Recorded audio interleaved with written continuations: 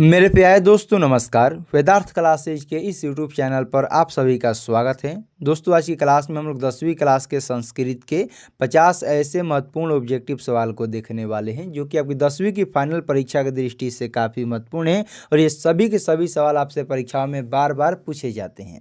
तो आइए दोस्त देखते हैं कि पहला सवाल क्या है। यदि आप हमारे चैनल पर नए हैं तो चैनल को सब्सक्राइब कर दीजिए, इस वीडियो को लाइक कर दीजिए। यदि आपका कोई भी दोस्त मित्र भाई बहन 10वीं कंप्लीट तैयारी करना चाहते हैं तो इस वीडियो को शेयर करके सब्सक्राइब जरूर करवाइए।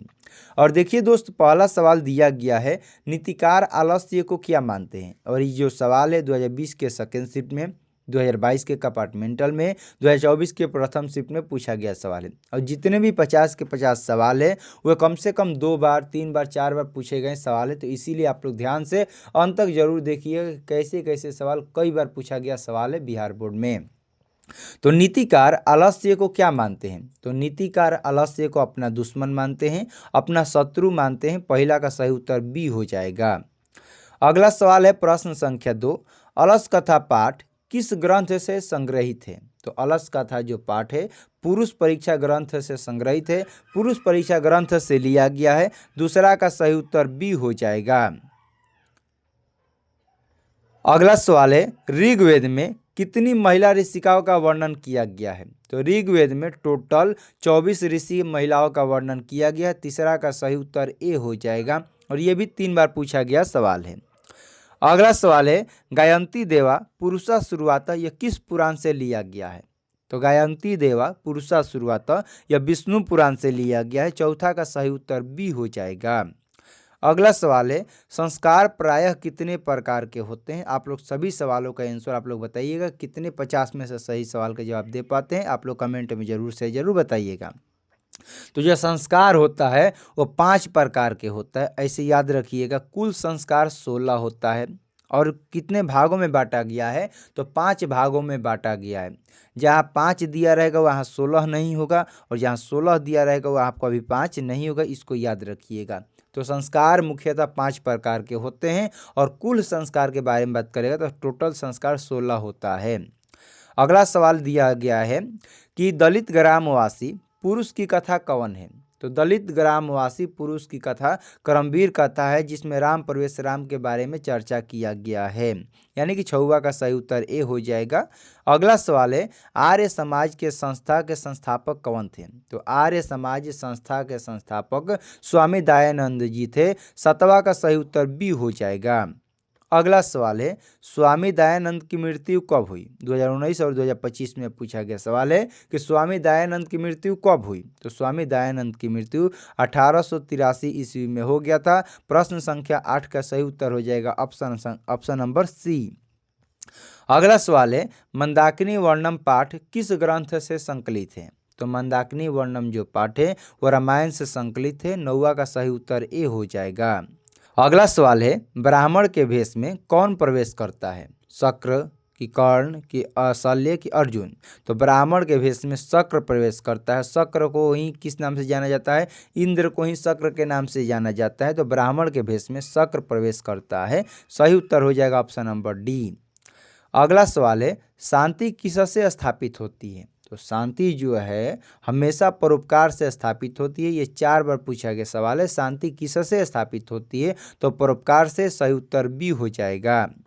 अगला सवाल है अपने और पराये की गणना कौन करता है। तो अपने और पराये की गणना लघु बुद्धि वाले करते हैं, लघु चित्त वाले करते हैं, संकुचित हृदय वाला करते हैं। यानी कि सही उत्तर हो जाएगा 12 का ऑप्शन नंबर बी। अपने और पराये की गणना संकुचित हृदय वाला करता है। अगला सवाल है शत्रुता को कौन बढ़ाता है। तो शत्रुता को हमेशा स्वार्थ बढ़ाता है। लालच हमेशा शत्रुता को, दुश्मनी को बढ़ाता है। 13 का ए हो जाएगा। अगला सवाल है वेदांत दर्शन के प्रवर्तक कौन है। तो वेदांत दर्शन के प्रवर्तक बादरायण है। 14 का सही उत्तर बी हो जाएगा। अगला सवाल है मीमांसा दर्शन के रचनाकार कौन है। मीमांसा दर्शन के रचनाकार कौन है। तो मीमांसा दर्शन के रचनाकार जैमिनी जी हैं। 15 का ए हो जाएगा।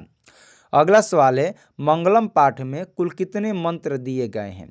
मंगलम पाठ में कुल कितने मंत्र है। तो मंगलम पाठ में टोटल 4 मंत्र संकलित है। 4वां मंत्र संकलित अस्ति, यानी कि सही उत्तर हो जाएगा ऑप्शन नंबर सी। अगला सवाल है, सत्य का मुंह किस पात्र से ढका हुआ है? तो सत्य का जो मुंह है वह हिरण्मयीन पात्र से ढका हुआ है, सोने के पात्र से ढका हुआ है। 17 का सही उत्तर हो जाएगा ऑप्शन नंबर ए हो जाएगा करेक्ट आंसर। अगला सवाल है, काव्य मीमांसा के कवि कौन है? तो काव्य मीमांसा के कवि राजशेखर जी हैं। राजशेखर काव्य मीमांसा के लेखक हैं। 18 का सही उत्तर ए हो जाएगा। अगला सवाल है, पाटलिपुत्र पटना के नाम से कब प्रसिद्ध हुआ? तो जो पाटलिपुत्र है पटना के नाम से मुगल वंश के शासनकाल में प्रसिद्ध हुआ। मुगल वंश के शासनकाल में ही पाटलिपुत्र को पटना के नाम से जाना जाने लगा। अगला सवाल है, घर में लगी आग को देखकर कौन लोग पलायमान हो गए? तो घर में लगी आग को देखकर जितने भी धूर्त लोग थे सबके सब क्या हो गए? भाग गए। 20 का सही उत्तर हो जाएगा डी।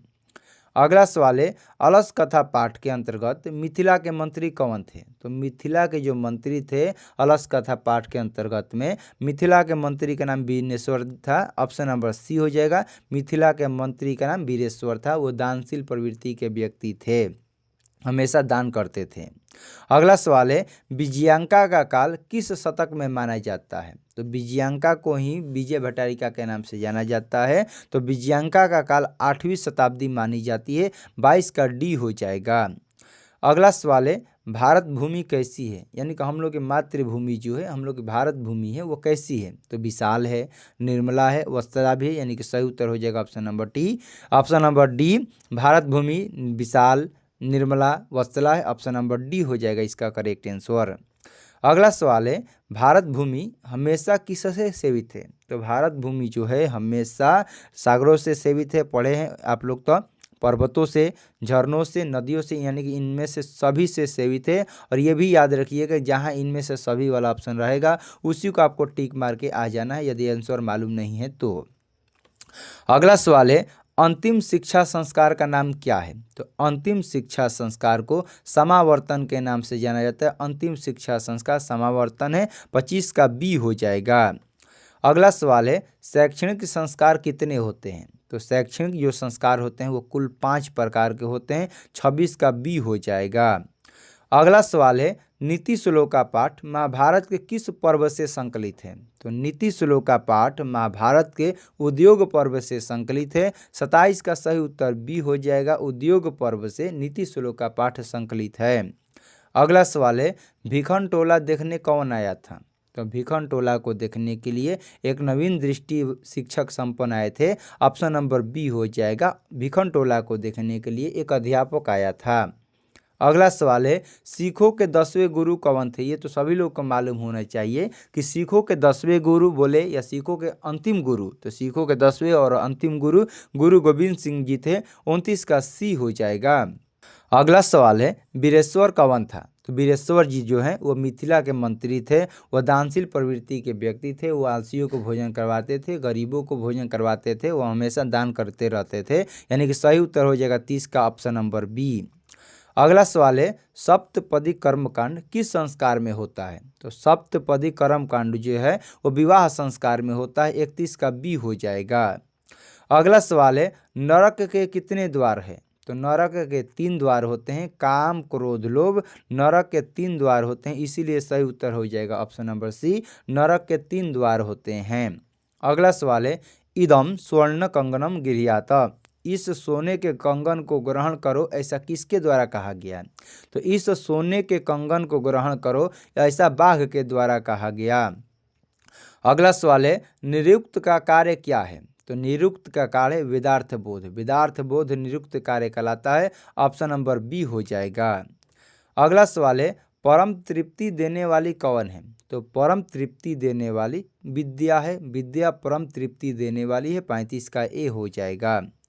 अगला सवाल है, राम प्रवेश राम को छत्रनाम अध्ययनम तपः का उपदेश किसने दिया? तो राम प्रवेश राम को छत्रनाम अध्ययनम तपः का उपदेश उनके गुरु जी के द्वारा दिया गया, अध्यापक के द्वारा दिया गया। 36 का सी हो जाएगा।